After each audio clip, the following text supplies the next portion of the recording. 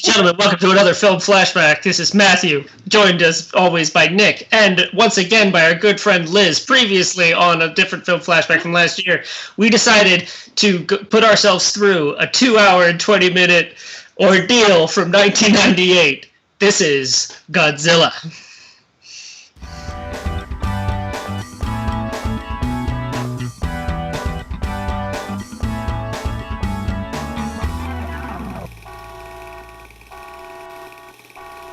We know where he came from. We know how big he is. His situation has become more complicated. But our problems just multiplied. He's pregnant.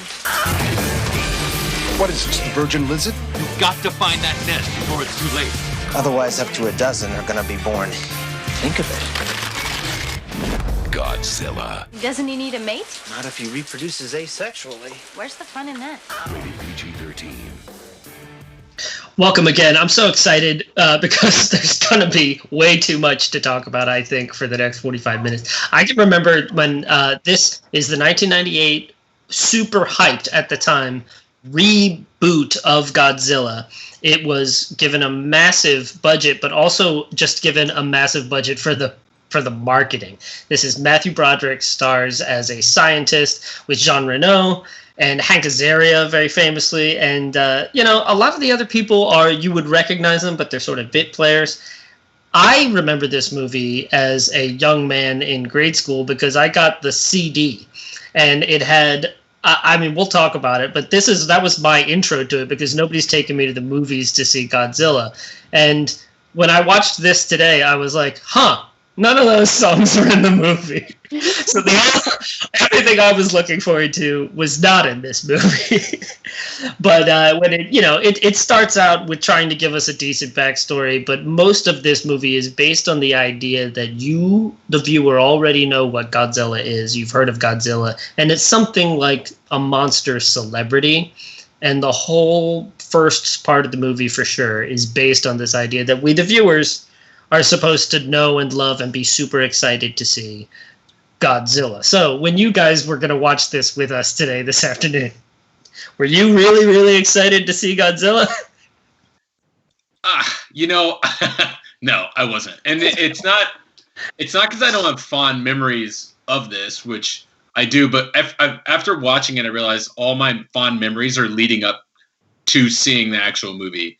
I'm sure in 98 when it came out, I said, this is fine. This is good. That's what I wanted to see as a 12-year-old kid.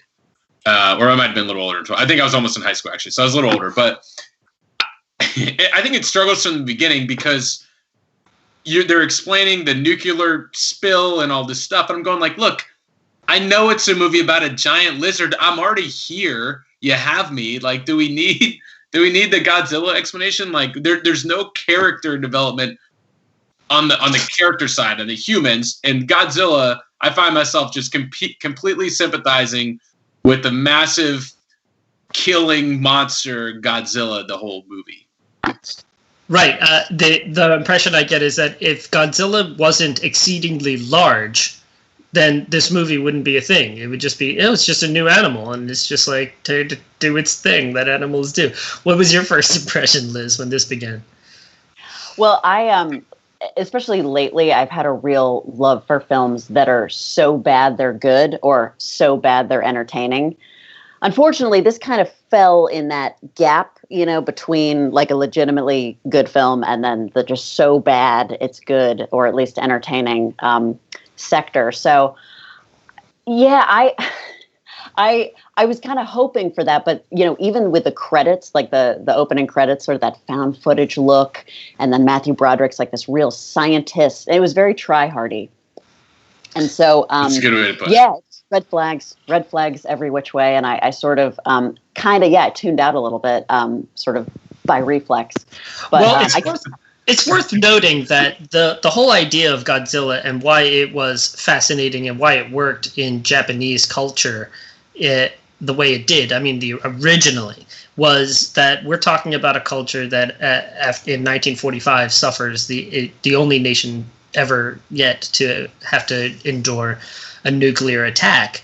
And this was like locked into it. It was very much a Japanese idea and a Japanese sort of you related to the story differently if you were from Japan than if you were anybody else in the world. You end up gaining global sort of significance and fame. But it was definitely that idea was sort of baked into the concept of Godzilla, and they clearly knew that when they were setting up the reboot. So they said, let's just go right at it and make that the whole beginning of the movie, of the story. And I was like, I could get down. I don't mind a little bit of an explanation, of a movie, of like where the monster came from. Especially because you're trying to not go back on what it always was back in the 50s and everything like that. So I said, all right, I mean, you got to do it. I think it was kind of like part of it. If you're going to bother making a Godzilla movie, maybe do that. But it kind of goes off the rails pretty quickly because the Velociraptors? Sorry. Well, no, that's later. This is a very long movie. No, but I think it kind of does go off the rails kind of quickly, Nick, like you were saying, because we meet Matthew Broderick's character and he's described as a scientist, and he is so generic scientist. And then you meet military guys and they're generic military guy. And then you meet love interest, and she's very generic love interest to the point of being like wishy-washy, where there's like really no substance to her at all. She has a dream of being a reporter. Her entire character is, I want to be a reporter someday. And they never, ever give us anything cool to latch onto, to care about. And so the movie failed. Okay, so it'd be easy to sit here and just trash this movie for 45 minutes. Yes, I'm not going to do that. Yeah, me neither. I'm going to try to just, instead of, I don't want everything to sound like a negative, but let's talk about like things that are just blatantly obvious. Let's talk about, so you're talking about a reporter. To me, it's April O'Neil kind of deal. This movie is a conglomerate of every movie that was popular within like a 5-year radius of this movie, and probably a little bit more. So I don't know if you guys remember this. Like Clay mentioned that it's a big budget. It was a $130 million budget, which is less than what most of the directors wanted to. This is Roland Emmerich. He came in 20 million. He thought he could do it for 20 million less than everyone else said 150. Anyways, I remember more so than the actual movie. I remember the mega marketing campaign. And I remember when I was reading about some of the different things they're doing, and I went, oh yeah. Tell me if you guys remember this. There was a teaser where all it was, it showed Godzilla's foot come down in a museum and smash Tyrannosaurus Rex bones. And so their big marketing thing was size does matter. And so they're basically saying like, oh, if you thought Jurassic Park was good, wait till you see this. He's bigger. And I'm going like, if those guys think Jurassic Park worked because the dinosaurs were huge, they totally missed that movie. Like that's not... like, I think did they watch a different movie? Yeah, you could describe like the whole rest of this Godzilla as like they watched Jurassic Park and then didn't realize why people liked it. Yeah. Like the whole. That's what I was thinking the entire time. I'm like, that's what. But okay, so back to what I did like about it is. Yes. We talk about this every episode. I do like. I thought the sets were awesome. The sets made me feel like, and we did look up to see that. At least some of it was shot on the Universal lot. But it reminded me, Liz, one of the things that's come up a couple of times is if this was a ride, would you ride it at Universal? The answer is definitely yes. But I liked being in New York, and I liked some of like the destructive scenes where I thought it felt very much realistic and lived in, because this is about the time. I mean, we had episode 1 Phantom Menace that came in, which was like completely green screen, like including and all the locations. At least they did. It looked good, I think, and some of the CGI was a little spotty, but I think overall the practical effects were good, and like the textures worked for me. Yeah. So if we tried to go through the story a little bit, sort of chronologically, what things I liked, I really liked the reveal of him in the footprint.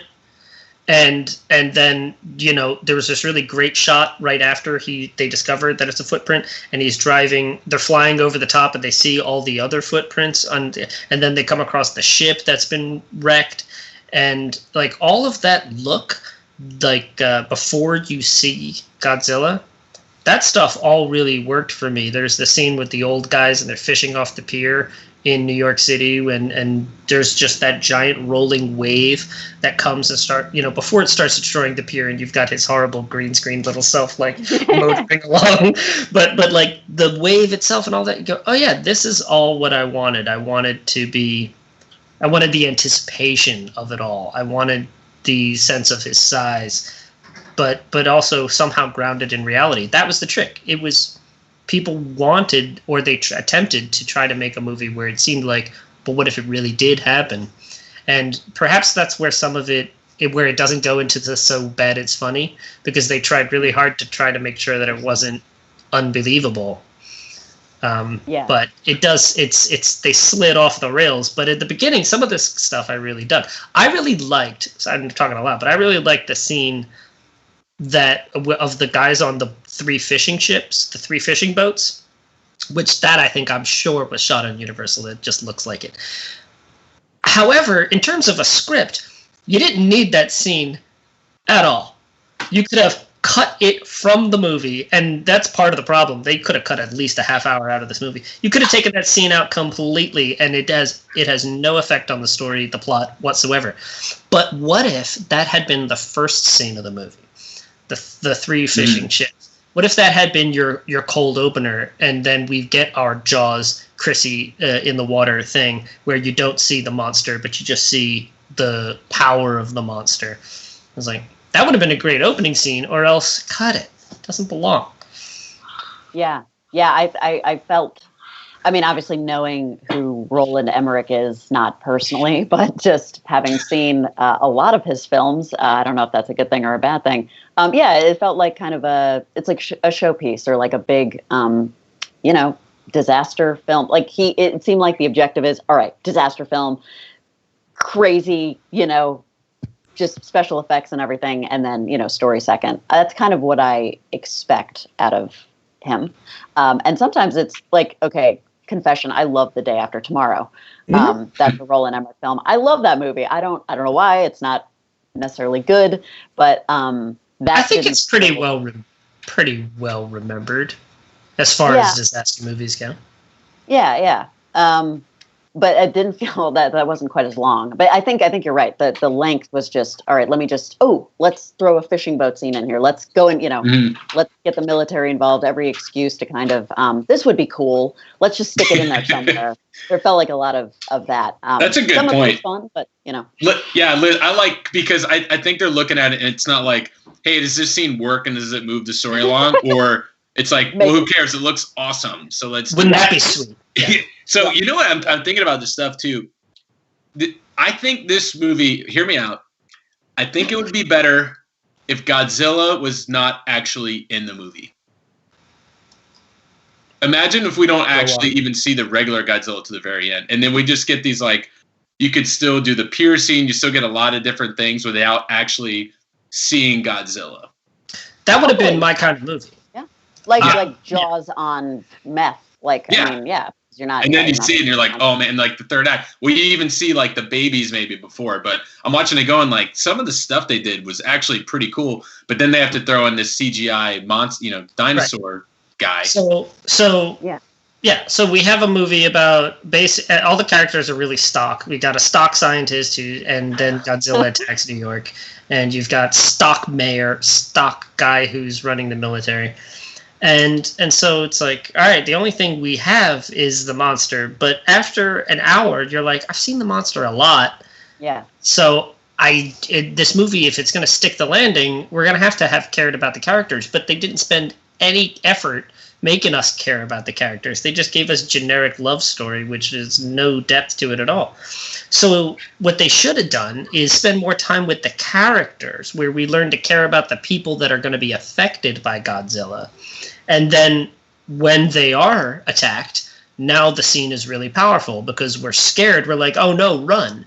But as you said, Nick, you're rooting for Godzilla in this movie. You're like, yeah, I want to see a few more deaths. It turns into like a Friday the 13th part 12, where you're like, I'm kind of rooting for Jason now. I just kind of want to see these people get slaughtered. Yeah, after being that stupid, you know. That's not what the first movie, and this was supposed to be a series. That's not what the first movie of a series is supposed to be like. The whole side plot, it turns into the main plot with the eggs and the babies. That should have been a sequel. That should have been the plot of the second movie. Right. This is not how you do a reboot. Never been made, or should not be made, but yeah. Yeah.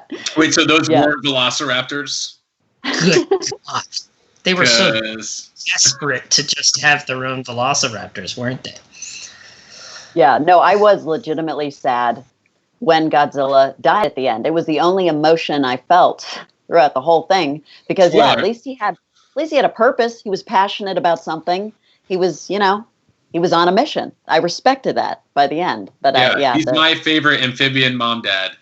That's true. I should say mom dad. A they. He's a they. Sexual dad mom non-binary. Yeah. Yeah. Yeah. How prevalent today. Yeah. So let's see. Okay, so another thing we noticed very early. It's raining constantly. It's raining the entire movie. Must have been a bitch. So Dean Devlin, one of the main writers of this movie, did Stargate. Also works with Roland Emmerich, did Independence Day. Very successful Hollywood writer and huge Godzilla fan. Evidently, he's like, well, the rain is an homage to the original Godzilla, and everyone's like, oh, okay. And then later came out and it's like, no, we just wanted to make it rain because to hide some of the crappy CGI that we had. And so I also read it rained so much and the scenes were so wet that all the actors wearing wetsuits underneath their clothes. Oh, I have to believe it. I mean, I had the chills just watching it. That was ridiculous. It was actually distracting. It's like everybody's just drenched the whole time, and it actually distracted me. And I was thinking, totally covering that. It also reminded me again of the T-Rex paddock scene where I know we talk about Jaws and Jurassic Park on basically every film flashback, but maybe that's because of the movies we decided to do. This was so desperately trying to capture some of the magic of the original Jurassic Park, and it was like you could just tell the whole time they were trying to do it, and I feel like the rain was part of that. But I said things that I dug, and Nick said some things. Liz, there's redeeming stuff about the movie. Like there are obviously moments you must have liked, right? Or did you hate it the whole time? No. Yeah, I enjoyed watching it with you guys. That was number 2. It was free on Netflix. Oh no, okay. Movies that I just absolutely hate. Like I said, okay, so there were lots of little things sprinkled throughout that I appreciated that I thought were like cheesy but fun. Like for example, in the beginning when Matthew Broderick was singing in the rain, obviously, little homage to his musical theater background. I thought that was, silly but cute. And I love Hank Azaria in everything. I mean, he could literally read the phone book in, his own natural voice, and I was. Did you notice his Moses-like voice come out in one scene? His what? Did you notice him? He went little Moses-like. Yeah, it was a scene where he's running to chase him the first time with the camera. Yeah. And so he was asked about it later in an interview. He's like, yeah, it slips out sometimes. I just go straight Mo, I guess. So you do hear it catch a little Moses-like. So I was looking for it, but you can hear it. Yeah. Jeez. Yeah, he definitely did. And I mean, even though he's kind of sleepwalking his way through it, it seemed like he at least had fun. And then, like I said, I like a good disaster film in general. If it had been 90 minutes, and it was basically a giant chase scene, the whole thing, if a lot of that unnecessary stuff had been cut out, and the oh my God, the character's name, I can't think of her name, the blonde, the love Maria Pitillo. Character's name. Audrey, yeah. If she had been anybody else, it would have been, more. You mean a different actress? See, I kind of disagree because I thought that her character was written thin as thin gets. It was. Like I don't know. I don't know. I mean, sometimes when I watch a movie and I think that I didn't love a performance, I try to think about how would I act it? Like, how would I possibly ground it or make it any better? Her character was given, you're in love with a guy that you were dating in college 8 years ago. She says something like, he's the only man who will ever love me. But that's a line that she has to say. But there's nothing that ever happens in the story. There's no background. There's nothing that implies why that would be the case. Like, she's perfectly decent looking. She's got a nice job. She's got a perfectly fine personality. There's no good reason why Matthew Broderick's character is the only man who will ever love her. But it's in the script, so she has to say it. And I can imagine being an actor and going, I'm sorry, why is this the case? Why is my character unlovable? Who cares? Just say the line. And it's like, all right. And I wonder if one thought I had, and I don't know what percentage is, but something. I'll get right to the point. I don't know why I flutter out like that, but I feel like he's watching Godzilla. In this, a lot of times characters revealed with how they deal with adversity, right? But I feel like in this movie, a lot of things they did actually worked. And so if a well-written thing, we watched Tremors, right? And Tremors did a better job of like everything they tried didn't work. Like nothing they tried worked. So it's like instead of literally everything they do in this movie works. And then it's like, but wait, there's more that works. But wait, there's more. It's not like, nope, you got to think of something else now. You got to try something that's not your first choice. Like every time they did something, it worked. And so I think the character, like I said, is revealed through situations that they didn't really get put in. Well, I would clarify. I would say every time Matthew Broderick's character suggests something, he's right every time. Now the military and like the mayor and everybody else, not only is it not the case that everything they try works, nothing they try works. They are inept. They are like clowns. Right. They're total fools the whole time. They act like they're kids playing capture the flag. They're on the radio and the one guy stutters the whole movie. He's like, Captain, you're gonna want to get out here. I mean, losing Godzilla of military? Yeah. He's a 10-story foot monster you lose in New York City. That's like losing your freaking car keys inside your own car. I have questions on that. Thank you, Nick, because Liz, we are supposed to believe when Matthew Broderick's character looks at Manhattan and he goes, it's an island, it's perfect, it's water on all sides, as if the Harlem River is like a great body of water. But it's water on all sides, and it's the only island where he can hide. As that was less believable to me than the idea that Godzilla is a mutant creature that's the size of a tower that exists. Who watching that movie is like, oh yeah, good idea. Super easy to hide in Manhattan if you're a giant monster. Yeah. Well, he is 10 stories high, lots of skyscrapers. They're all dark. He's all in his reptilian. He has a Bank of America tattoo across his forehead. Exactly. The size, he's 7 stories tall, and he somehow hides underground in Manhattan. I still want to know how did that happen? Bedrock. That's why they can build those towers. There's bedrock under Manhattan that you can put the big heavy towers on top of. Where's Godzilla hiding? The Ninja Turtles hide out. Yeah. They got him. He shrink? Is he like Santa Claus? He's like whatever. He's everywhere at once. There's like 5 times in this movie where someone gets away from him and Godzilla's chasing them, and they go, "All right, we're all good," and then they turn around and suddenly he's in front of them again, like he's magical. Yeah, yeah. He's a ninja monster. It's not. It's like, yeah. Go ahead. It was a stretch. I was just going to say, as a North Jersey person who spent a lot of time in and around New York City, do you feel like New York got treated weird in this movie? I feel like New Jersey got shat upon. Excuse me, can I not say that? Say whatever you want. Yeah. Base camp was in New Jersey. I mean, that's where the minds all, congregated to problem solve. And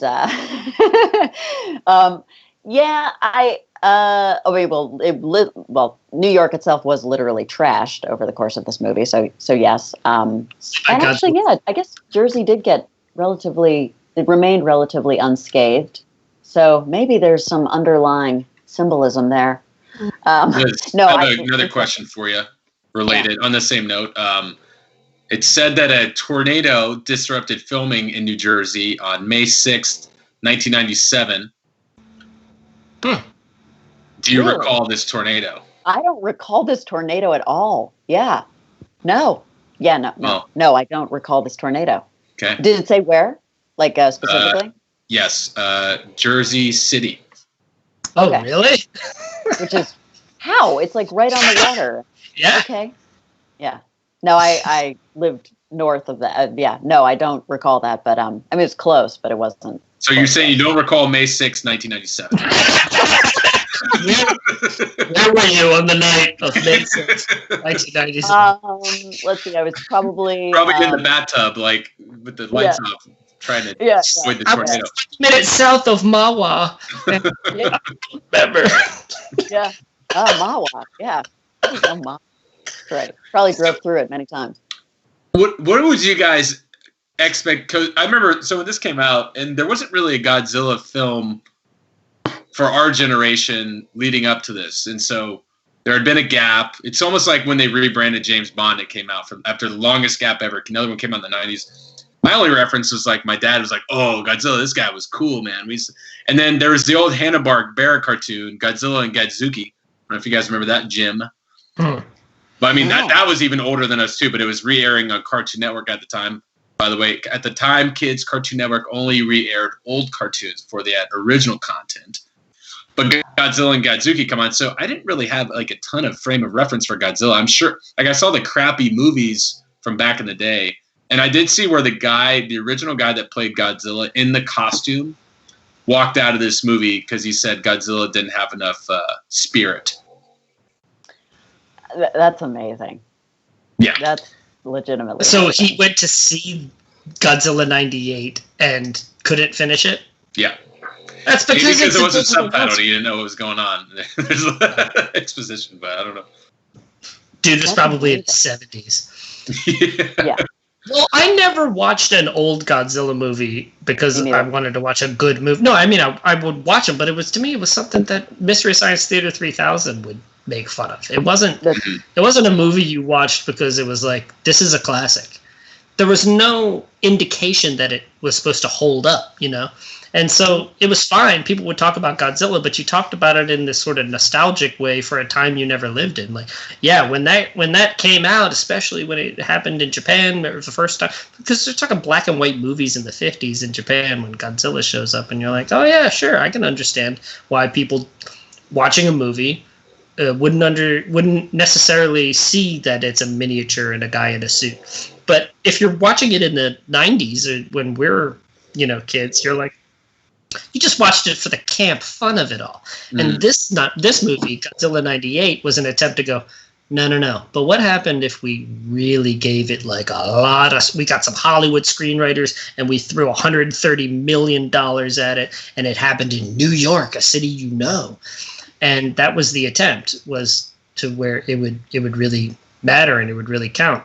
And to me, even though we could easily make fun of some of the certain things like the graphics and stuff, I always come back to the fact that nobody who saw this movie cares about the characters. So we've got we've got too many characters, by the way. We've got Jean Reno's character. We've got the guy, he's from what he calls the French Secret Service, and a scientist and a love interest and a camera guy, and we've got the Zaria's character. We've also got Harry Shearer's character, this other guy who's a news reporter who's just a total jerk. And they're all two-dimensional stock. Nobody ever once watched another movie after this and said about a character, oh, it kind of reminds me of Harry Shearer's character in Godzilla 98. Yeah. Because there's nothing to these characters. They're nothing. They're dust. They're empty. And so they don't stick with you at all. You walk out and you're like Liz, you're like, what was her character's name again? Who cares, right? I know, and it's 2 hours and 20 minutes, and I saw a review from the Die Hard. So this was the time, 98, and the internet was out, wasn't as popular as it is now, but there was a message board leading up to the movie, that was very active, and then afterwards, They ended up taking it down after the movie came out because all the negative publicity they're getting on their message boards. Shocker. Welcome to the internet, everyone. 98. Yeah.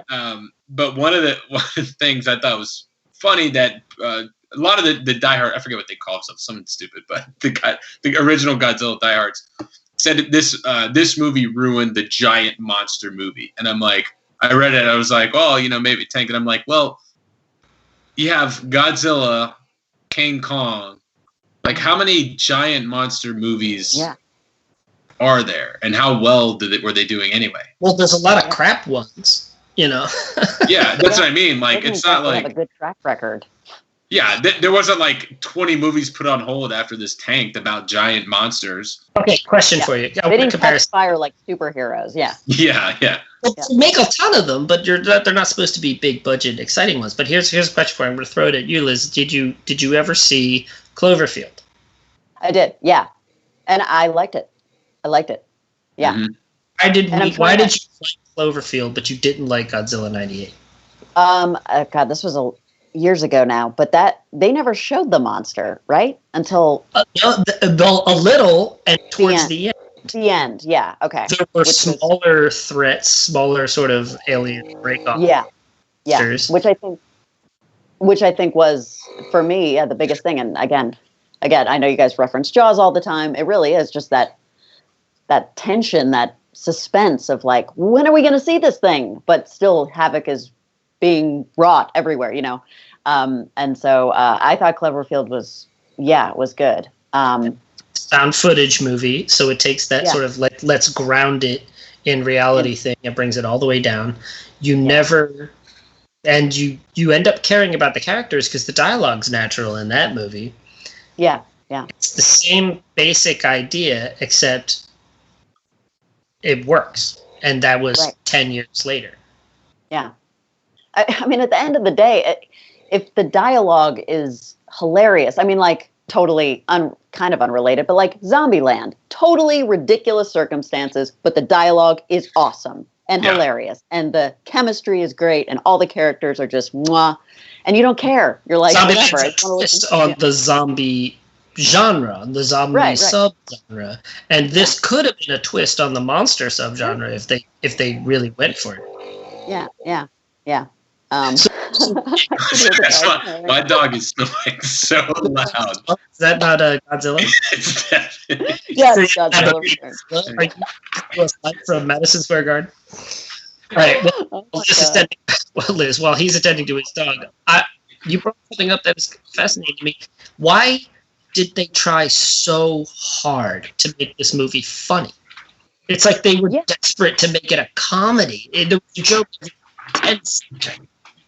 Yeah, and I just feel like, I mean, I'm not going to say I guarantee it because I wasn't there, but I feel like, the first draft was done, they sent it to the execs, and they're like, yeah, great story, but we need funny, and just funny it up, and then so it's sort of like sprinkled in wherever necessary, at the most ridiculous points, and again, not so bad that it's good or just like so, you don't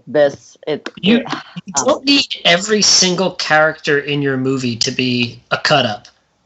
Like, you don't need every character in the movie to be the comic relief, and it's not comic relief if there isn't tension and scariness that's happening and serious beats that are then broken up with comedy. If there's a joke all the time, every single moment. There's a moment where they have, it's where things are starting to really ramp up, and you've got the helicopters, and they all get eaten and destroyed. So you've got these servicemen who are trying to like take care of and monster, and they're like cut out of the sky, and there's like a sort of a serious beat where it's like, we've lost Chopper 1, we've lost Chopper 2, and then it's like, we've lost Chopper 3, they're all gone.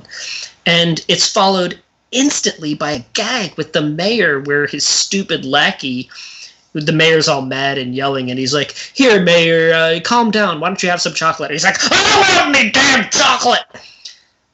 And it's a joke, and I'm like, people just died. Like, we were about to have a moment where the audience was sad and scared, like, wow, things are getting serious, and the movie won't let us, even for a few seconds. It has to be joke.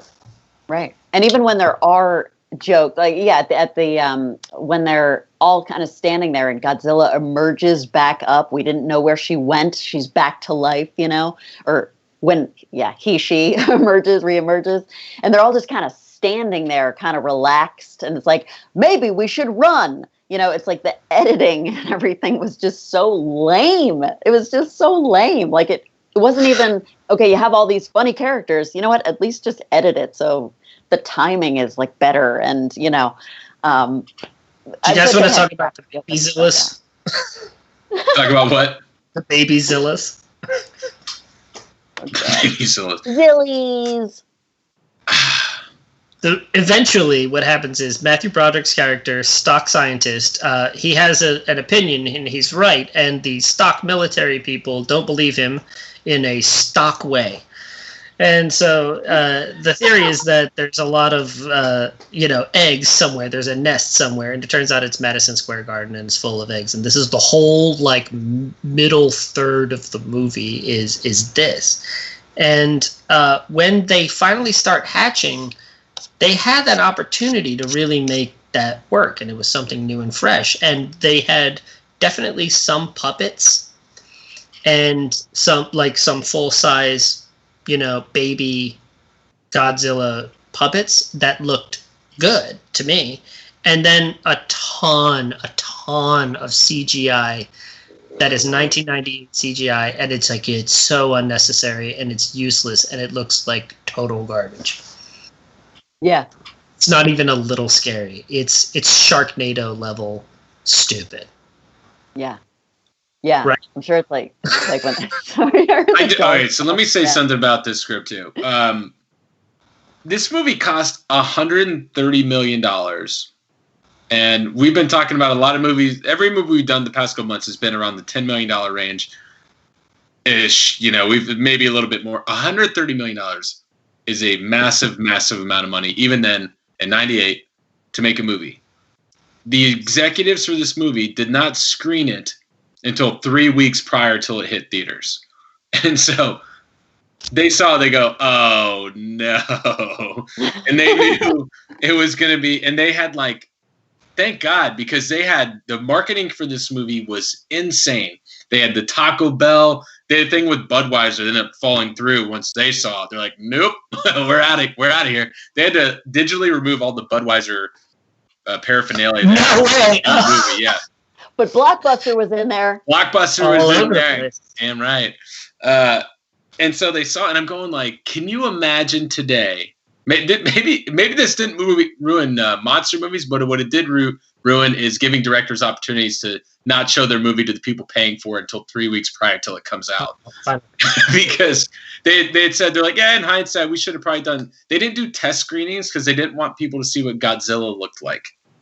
And so they had no idea how audiences were going to react. But audiences would have said hey, yeah, that was a lot of fun, but I was kind of pulling for Godzilla, or I really didn't know what anyone's deal was. Now I'm supposed to be pulling for. So is this a study in misjudging why a movie works, why an audience loves a movie? They this seems like they were imagining that an audience was basically 6-year-olds with half their brains removed, where they were like, we want big monster. And that's what people loved. They, like you were saying earlier, Nick, where you go, size does matter. Oh, hey, if you love Jurassic Park, you'll love this because it's like a dinosaur, but it's super big. And bigger means it's better, huh? It's it's as if they have no idea why people actually like movies. Yeah. It's fast food mentality. Supersize me. Just, yeah. It's better if the burger's bigger, right? It's they had one of their marketing campaigns. On the sides of buses, it said, "This is how big his foot is," and it would have the measurement of his foot on the sides of buses. But yeah, that's all they're going for. And and when I saw this in middle school, I was probably that was awesome. In 8th grade, I'm I don't know what any of the dialogue is, anyways. I'm hey, is that Ferris Bueller and a bunch of other people? Hey, is that the guy that makes voice on Simpsons? I wouldn't even have known that. I probably only knew Broderick in the entire movie when I saw it, but you want to see Godzilla, you want to see them do cool things, but I thought the baby Godzillas were a total cop-out, and that's just trying to be like Jurassic Park. But I think there's a lot of cool things you can do with Godzilla, and they did not do any of them, really. And then he gets killed too easy. Yeah. He doesn't have his fire breath or his whatever breath he's got. He does not have fire breath because what special power? Because they're trying to ground it. Because they're trying to make it real. They were like, no. This was like a lizard that was somehow mutated by radiation. They're trying to keep it as real as possible. And it was like that might have been the downfall. They could have just gone insane with it. And then we would have laughed and enjoyed ourselves a lot more. We would have realized, oh, they're joking around. But they didn't go far enough. Yeah. Yeah. I was gonna actually say to Nick's point before when you were saying when you were in middle school and you enjoyed it and everything. And I'm trying to remove myself from our sort of collective snobbiness with watching films, especially when it comes to CGI, and just our expectations are just like, yeah. I mean, again, and it goes back to when I said like earlier, it sort of felt like a showcase. Like, oh my God, we got all this money. Like we got to cram all the CGI in here. And so, in that way, maybe back then it was such a spectacle. I don't remember. I honestly don't. But little 7th grade Nick, maybe, maybe there was, even though you didn't have that seasoned film watching eye that you have now, it's still. I'm gonna fix this movie. Let me ask you guys: I haven't seen any of the new ones, right? I don't know if you guys have seen them either. I'm sure they're better. I'm gonna fix this very easily. We're gonna take out all the baby Godzillas.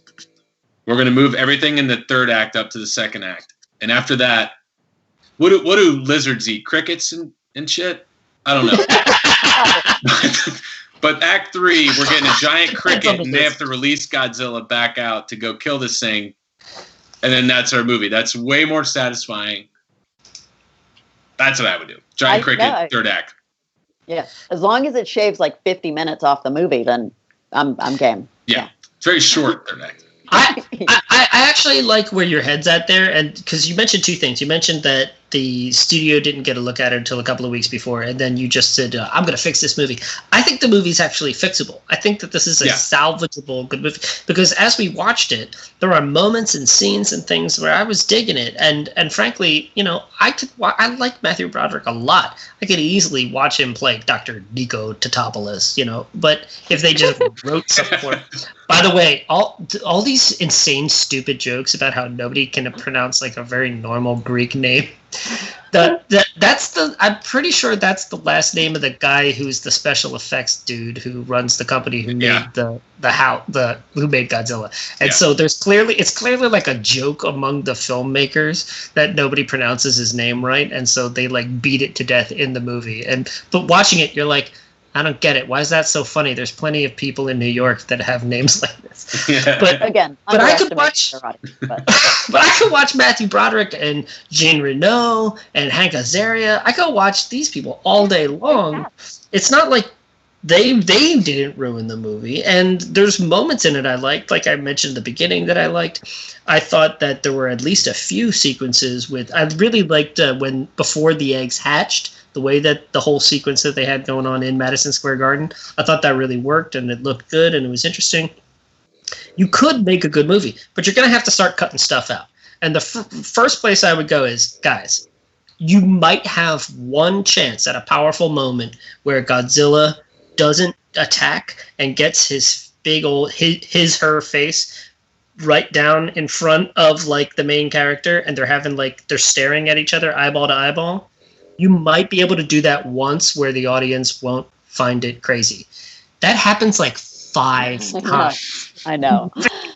And it's like, because it's not powerful anymore. It's not important anymore. We already saw it. It already happened. Yeah. This movie is like a good 45 redundant. Minutes. So redundant.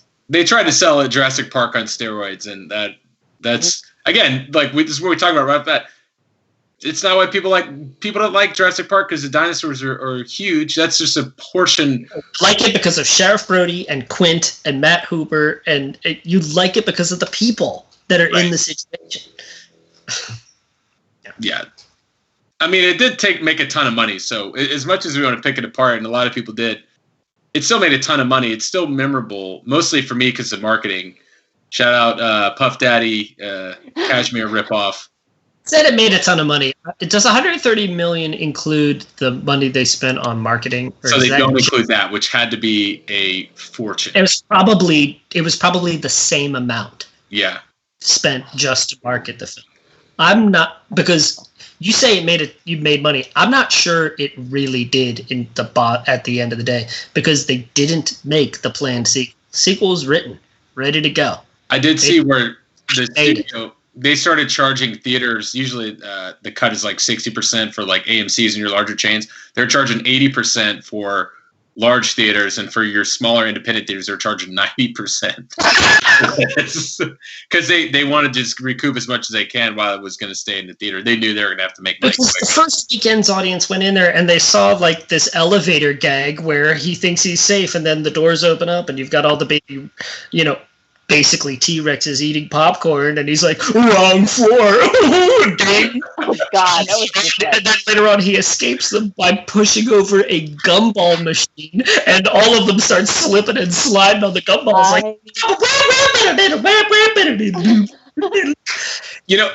He even had like the Dennis Nedry character from Jurassic Park, and the guy that was working the production. Why is there a production news van still in the city? I didn't quite get outside of Madison Square Garden. But you have this bumbling, overweight idiot, Dennis Nedry type that's a nerd, that's very sarcastic. I don't know. Yeah, except he's not a villain like Dennis Nedry is. Right, but he looked exactly like him. Like, we don't have any villains. We just have people just trying to solve the situation, but we don't have anybody to hate or to blame.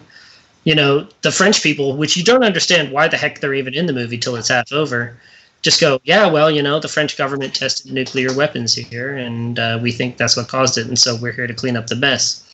They're also kind of inept because they can't do an American accent, even though they're supposed to be high-level international soldier spies. You didn't buy his Elvis accent? Yeah, it was hilarious. Didn't everybody laugh at an Elvis impression? I like the one random American guy who was doing a French accent, clearly. I was like, oh, God. It was so blank. This to find 5 people with actual French accents. Yeah. Oh, it's ridiculous. It was a good try. But this is like a whiff. This is like, I watched this movie and I just feel like the batter dragging his bat back to the dugout. Like, nope, you struck out. Sorry, you were supposed to be the home run guy. Yeah, well, another baseball reference. These guys have done some good work together, Devlin and Emmerich. Stargate, I love. Liz mentioned she's a fan of Emmerich. Stargate was awesome. Independence Day, like they've done some good stuff. Day After Tomorrow, one of Liz's favorites. But this was a miss. Overall they have a good hit rate, but this was a major miss. Yeah. If this movie was 90 minutes, I would probably still recommend. I would go watch. It's fun. It's nuts. I bet you could cut it decent. If you recut this, I bet you could make it decent. Bring everyone back in for a little ADR. Yeah. Totally. Well, I really appreciate you joining us, Liz. We're going to have to get you on here next time when there's something a little bit deeper for us to chat about. Because more to say about. No. It just needs to be bad enough to be good. No, it was my pleasure. It was great to talk with you guys and hang and watch a wonderfully bad movie. Yes. And listen to Nick's dog snore in the background. Still going. This is still snoring. Yes. So cute. Yeah. You want to tell people where they can find us? Yes. The podcast version will be available tomorrow morning on Apple Podcasts, Spotify, and iHeartRadio every Tuesday and Thursday. And you can obviously watch this on YouTube if you're watching right now and listening to this. So there you go. We'll have another one for you on Thursday. Thank you so much, everybody. Thank you for joining us. Thanks again, Liz. And as always, thanks, Nick. And we'll catch you next time on Film Flashback.